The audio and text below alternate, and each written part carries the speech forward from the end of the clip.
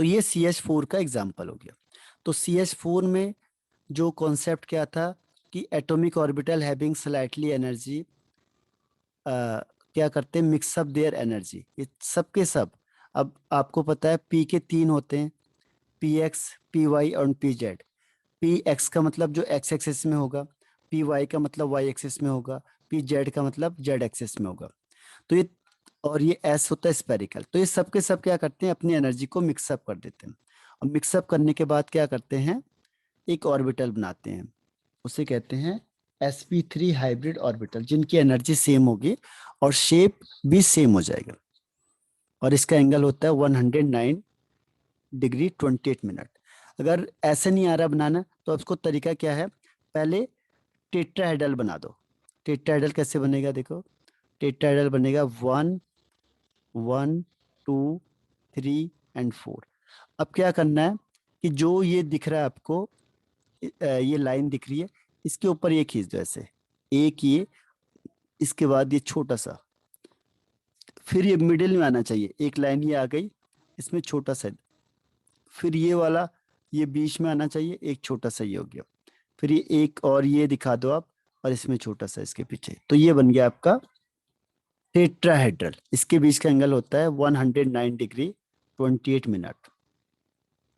अब हाइड्रोजन है, अब हाइड्रोजन इसके साथ कंबाइंड होगा, CH4 है, तो हाइड्रोजन के पास तो एक ही ऑर्बिटल होता है 1s1, और ये हाफ फील्ड होता है, तो ये इसके साथ कंबाइंड हो जाएगा, 1 1 इलेक्ट्रॉन शेयरिंग कर लेंगे। एक हाइड्रोजन ये, दूसरा हाइड्रोजन ये कंबाइंड हो जाएगा, तीसरा ये हो जाएगा, चौथा ये हो जाएगा। तो इस तरीके से आपका CH4 फॉर्मेशन हो जाएगा। तो फॉर्मेशन ऑफ CH4 मॉलिक्यूल, ठीक है। और इन सब ऑर्बिटल का नाम फिक्स होता है sp3 हाइब्रिड ऑर्बिटल, क्योंकि सबकी एनर्जी सेम होगी और सबका शेप भी सेम हो जाएगा। ठीक है, आया समझ में? Yes sir. अब नेक्स्ट इसमें आता है इथेन। इथेन होता है C2 C2H6, इसे कहते हैं इथेन। तो कार्बन में कितना होता है, देखो कार्बन होता है 6, 6 का मतलब 1s2 2s2 2p2। तो S के 2 हो गए और P के भी 2 हो गए, ठीक है, 1 और 2। अब ये ग्राउंड स्टेट में था। एक्साइटेड स्टेट में क्या होगा, ये इलेक्ट्रॉन यहाँ से यहाँ जम कर जाएगी, ठीक है। तो एक्साइटेड स्टेट में क्या होगा, इलेक्ट्रॉन यहाँ से आगे जम करेगी, तो एक इलेक्ट्रॉन ये, और यहाँ पे 3 इलेक्ट्रॉन आ जाएंगे, 1 2 3। अब 2 है यहाँ पे, तो 2 में भी क्या होगा, सिंगल सिंगल बॉन्ड होगा, तो क्या होता है, कार्बन होता है। अब इसमें सिंगल सिंगल बॉन्ड हो जाता है, और ये हाइड्रोजन है, इसमें भी 1 1 इलेक्ट्रॉन शेयर कर जाते हैं। इस तरीके से ये फॉर्मेशन होता है। लेकिन ये कैसा होगा, टेट्राहेड्रल होगा। टेट्राहेड्रल क्यों होगा, क्योंकि इसमें एक S का पार्टिसिपेट कर रहा है और 3 P के पार्टिसिपेट कर रहे हैं। तो ये भी देखो टेट्राहेड्रल स्ट्रक्चर में बन गया, और ये भी टेट्राहेड्रल स्ट्रक्चर में बन गया, और दोनों आपस में कंबाइंड हो गए। तो ये टेट्राहेड्रल स्ट्रक्चर को फॉलो करेंगे, जैसा अभी हमने किया था सेम। तो टेट्राहेड्रल के लिए एक ये हो गया 1, और दूसरा देखो ये वाला है, ये गया, और दूसरे का ये गया, ये दोनों आपस में कंबाइंड हो गए। पहला टेट्राहेड्रल आप इधर ये बना दो, 1 2 3 एंड 4, ये बन गया एक टेट्राहेड्रल, और ये दूसरे के साथ कंबाइंड हो जाएगा, तो दूसरा भी टेट्राहेड्रल बनेगा सेम। दूसरा जो टेट्राहेड्रल है वो इधर से बना दो, 1 2 3 4। तो ये टेट्राहेड्रल इधर वाला बन गया, ये वाला। और इसके पीछे से छोटा सा दिखा देना, हर एक स्टेप में छोटा सा पीछे दिखा देना बस। तो ये छोटा सा पीछे का मतलब क्या हुआ, ये इसको दिखा रहा है कि एक बड़ा होता है लोब, एक छोटा लोब हो गया।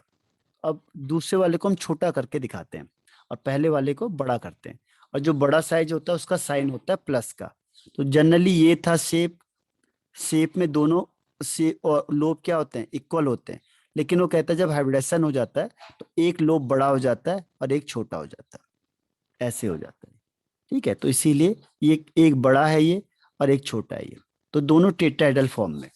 तो सब में सिंगल बॉन्ड बनेगा, क्योंकि एक एक इलेक्ट्रॉन शेयर हो रहे हैं, तो हो जाएगा सिंगल बॉन्ड 1 1 1 1। इस तरीके से ये बॉन्ड फॉर्मेशन हो जाएगा। तो ये हो गया sp3 हाइब्रिडाइजेशन, sp3 हाइब्रिडाइजेशन। ठीक है। Yes, sir. अब आता है इथीन।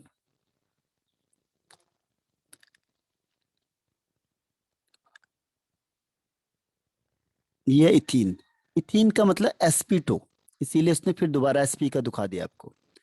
sp2 में क्या होगा देखो, sp2 में होता है एक s का पार्टिसिपेट करेगा और दो p के पार्टिसिपेट करते हैं। इसमें एक बॉन्ड बनता है pi bond, sigma bond pi bond आपके कोर्स से हटा दिया है। सिग्मा बॉन्ड होता है जैसे ऐसे ओवरलैपिंग होती है एंड टू एंड, तो उसे कहते हैं सिग्मा बॉन्ड। और पाई बॉन्ड होता है जिसमें साइड वाइज ओवरलैपिंग होती है, जैसे ये वाला है, ये साइड है, ये दूसरा भी ऐसे साइड वाइज ओवरलैपिंग करते हैं, तो इसको कहते हैं पाई बॉन्ड। लेकिन जो पाई बॉन्ड होता है उसको हाइब्रिडेशन में पार्टिसिपेट नहीं करवाते हो, ठीक है, हाइब्रिडेशन में नहीं माना जाता हो। केवल किसको मानेंगे, सिग्मा को ही मानेंगे बस, पाई को नहीं मानेंगे। तो चाहे सिंगल बॉन्ड हो, चाहे डबल बॉन्ड हो, चाहे ट्रिपल बॉन्ड हो, उससे एक ही माना जाएगा, क्योंकि पहला वाला सिग्मा है, इसमें एक पाई और एक सिग्मा है, इसमें एक पाई और दो, सॉरी एक सिग्मा और दो पाई है। ठीक है। तो जो पाई वाला होता है उसको काउंट नहीं करते हैं हाइब्रिडाइजेशन में, केवल किसे कहते हैं, जो सिग्मा होता है। इसीलिए इसने यहाँ पे लिखा है 2pz के लिए अनहाइब्रिडाइज्ड, क्योंकि ये पाई बॉन्ड बना रहा है। तो अब तीनों ने मिलके क्या करेंगे, ये बनाएंगे ट्राइगोनल प्लेनर, जिसका एंगल होता है 120 का। ठीक है। अब ये दोनों आपस में कंबाइंड हो जाएंगे, किस केस में, C2H4। तो यहाँ पे क्या होता है, C डबल बॉन्ड O, और फिर H के दो यहाँ लगेंगे, इधर दो लगेंगे। तो ओवरऑल देखो, एक S का पार्टिसिपेट करेगा, एक P का, एक P का, इसमें भी एक P, एक S, एक P। तो ओवरऑल एक कार्बन, एक S और दो P का पार्टिसिपेट करवा रहा। ठीक है। इसीलिए इसका हाइब्रिडेशन का नाम हो जाएगा sp2। ये जो पाई होता है दूसरा, उसको वो काउंट नहीं करते, तो पाई वाला काउंट नहीं होता है, केवल सिग्मा जो सिंगल बॉन्ड वाला होता है वही काउंट करते हैं। ठीक है। तो अब ये स्ट्रक्चर ये हमने पहले भी देखा था, अब इससे उसने अप्लाई करवा दिया किसमें, C2H4 में। अब ये वैकेंट है, देखो ये जो ओवरलैपिंग हो रही है ये पाई ओवरलैपिंग है, साइड वाइज ओवरलैपिंग, ये है पाई। तो वो कह रहा है पाई को हम काउंट नहीं करेंगे, ठीक है, क्योंकि सी डबल बॉन्ड सी लिखा है हमने, और बाकी यहाँ एच, इधर एच, इधर एच, इधर एच। तो जो एच है ये दिख रहा है देखो, एक एच ये, एक एच ये, इसमें भी एक एच और एक एच, तो दो एच दोनों के काउंट हो गए। ठीक है। लेकिन ये जो दूसरा बॉन्ड है, पहला बॉन्ड तो ये दिख रहा है आपको, पहला ये है, जो ये दिख रहा है आपको, ये ओवरलैपिंग हो गई है, ये पहला है सिग्मा। लेकिन जो ऊपर वाला है ये पाई है, तो कहता है पाई को हम काउंट नहीं करेंगे, पाई को हाइब्रिडेशन में काउंट नहीं करते, तो इसीलिए इसका स्ट्रक्चर ऐसा बन जाएगा। ठीक है। और ये जो स्ट्रक्चर है इसका मतलब क्या हुआ, कि जब ये ओवरलैपिंग कर देते दोनों के दोनों, देखो एक बार इसे दिखा देता हूँ, एक ये है और दूसरा ये है, अब ये दोनों आपस में ओवरलैप करेंगे, तो ओवरलैप करने के बाद कैसे बन जाते हैं, ये दोनों आपस में पहले पास पास आ जाएंगे ऐसे। अब क्या होता है कि ये जो बीच वाला पॉइंट होता है इसे कहते हैं nodal plane, nodal plane. Nodal plane में इलेक्ट्रॉन होते नहीं, तो यहाँ पे इलेक्ट्रॉन मिक्स जाएंगे, मिक्स हो जाएंगे ऊपर, तो ये इस तरीके से बन जाता है ये ऐसे, ये ऊपर वाला पोर्शन है और ये नीचे वाला पोर्शन है।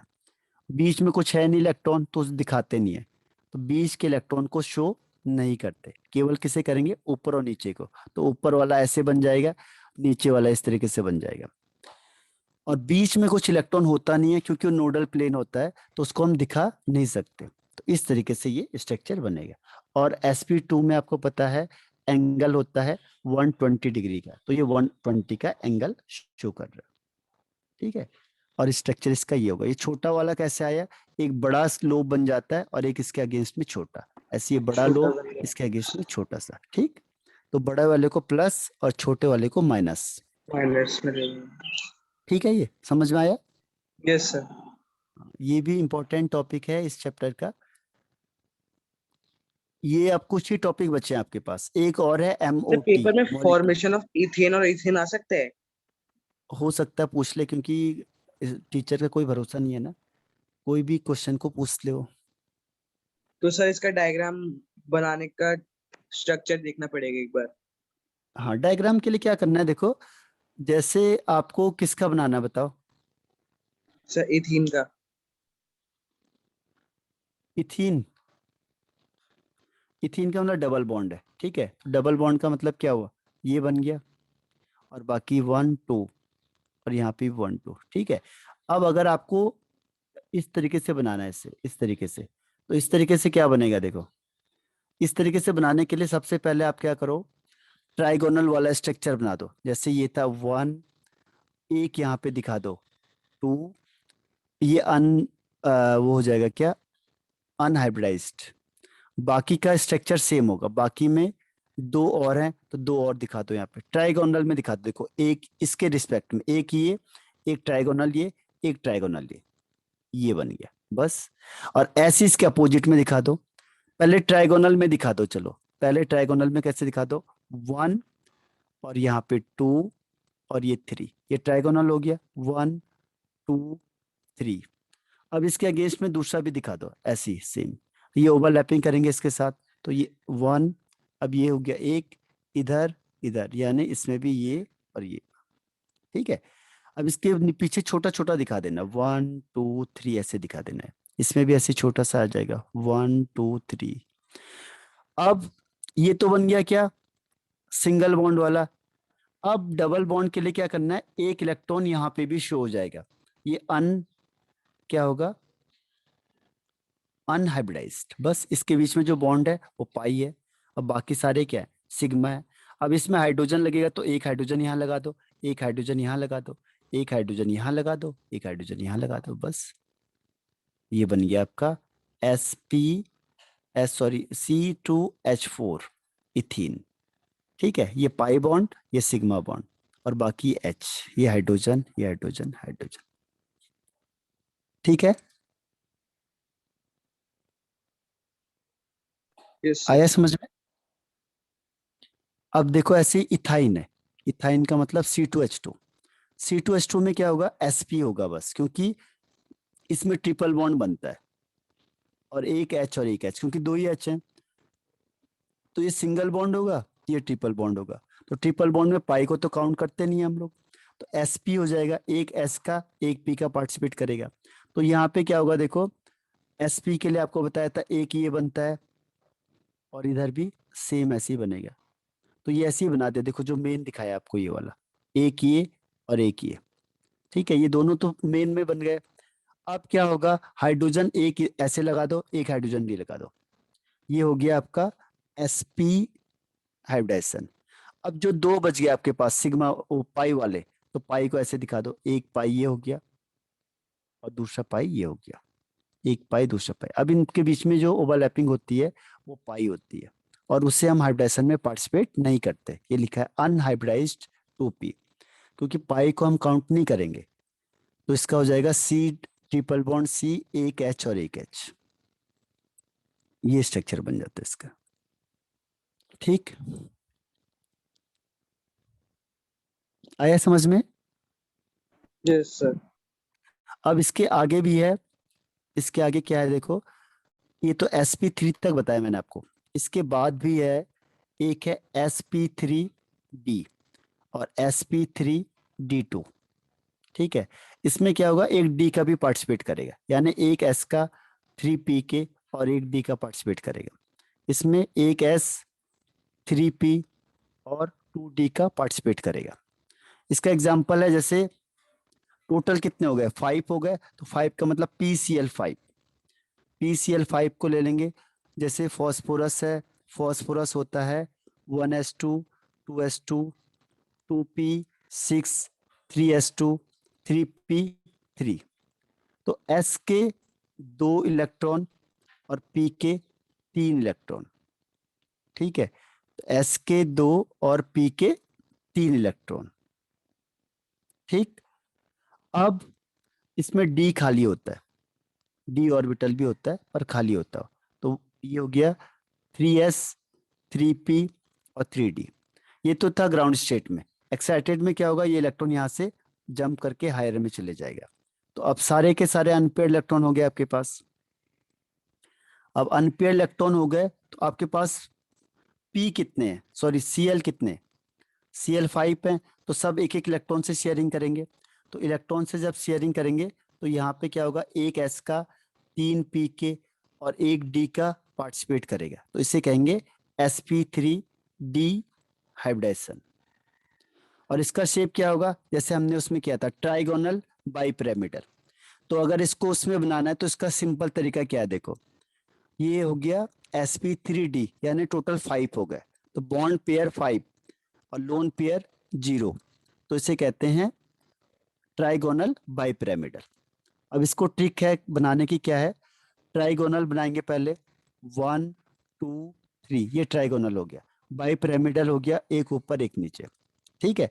अब इसमें सबको सब में वो कर दो, क्या, इस तरीके से बना दो, 1 इसका छोटा सा, फिर इसको 1, फिर इसमें छोटा सा, फिर ऐसे ये, फिर इसका छोटा सा, फिर यहाँ पे ये छोटा सा, ये और ये छोटा सा, बस। तो ये क्या बन गया, sp3d। बस इसको बनाने का सिंपल तरीका यही है बस। जो भी आपको स्ट्रक्चर पता है, टोटल देखो कितने हैं, और वेस्पर थ्योरी के अकॉर्डिंग बताना है कि कितने हो गए। तो इसका स्ट्रक्चर होना चाहिए ट्राइगोनल बाइपिरामिडल। तो जब ट्राइगोनल बाइपिरामिडल है तो पहले उसका स्ट्रक्चर बनाओ और उसी को इस तरीके से दिखा दो, बस ट्राइगोनल बाइपिरामिडल। तो आप किसी का भी बना सकते हो आप इसमें। अब इसमें जो Cl लगेगा या हाइड्रोजन होगा, वो हाइड्रोजन को साइड में दिखा दो। अगर Cl है तो Cl का इस तरीके से कंबाइंड हो जाएगा, एक Cl, दूसरा Cl, तीसरा Cl, चौथा Cl ऊपर की साइड जाएगा और पांचवा ये चला जाएगा। बस ये ओवरलैपिंग करेंगे तो ये बन जाएगा sp3d, sp3d। ठीक है, आया समझ में। Yes sir. और ऐसी sp3d2 कोई भी आ जाए, sp3d3, sp3d2, सबका कॉन्सेप्ट यही होगा।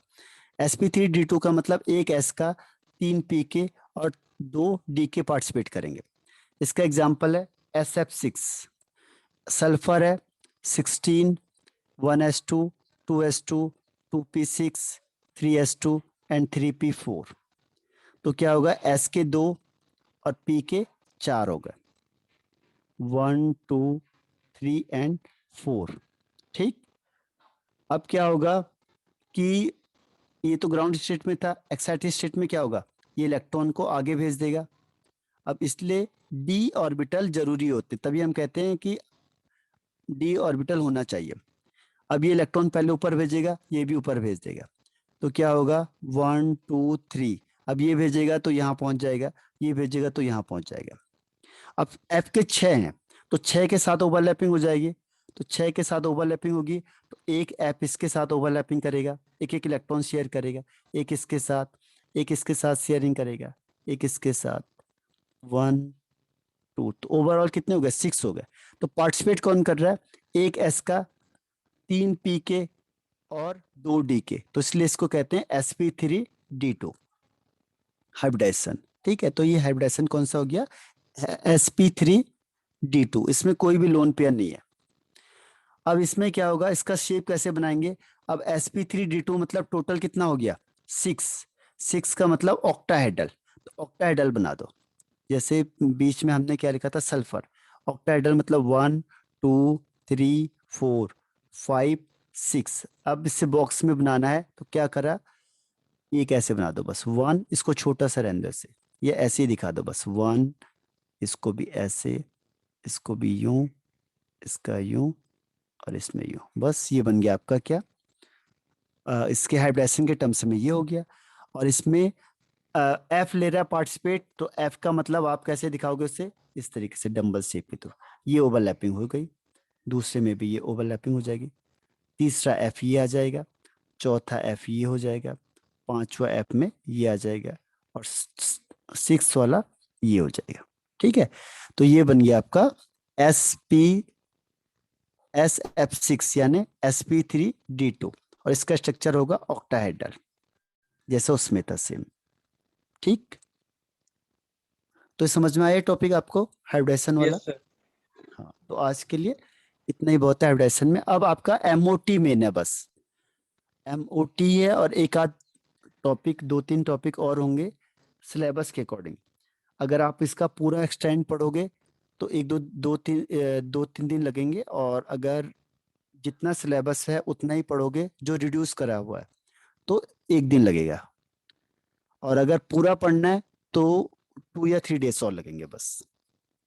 लेकिन ये सबसे बेसिक चैप्टर है और बहुत इंपॉर्टेंट है, इससे सबसे ज्यादा मार्क्स का आता है, मतलब काफी वेटेज है इसका, ओके सर। और 12th में भी इसका बहुत है इंपॉर्टेंट। ठीक है, यस सर। ठीक है, फिर bye bye. Okay, thank you sir.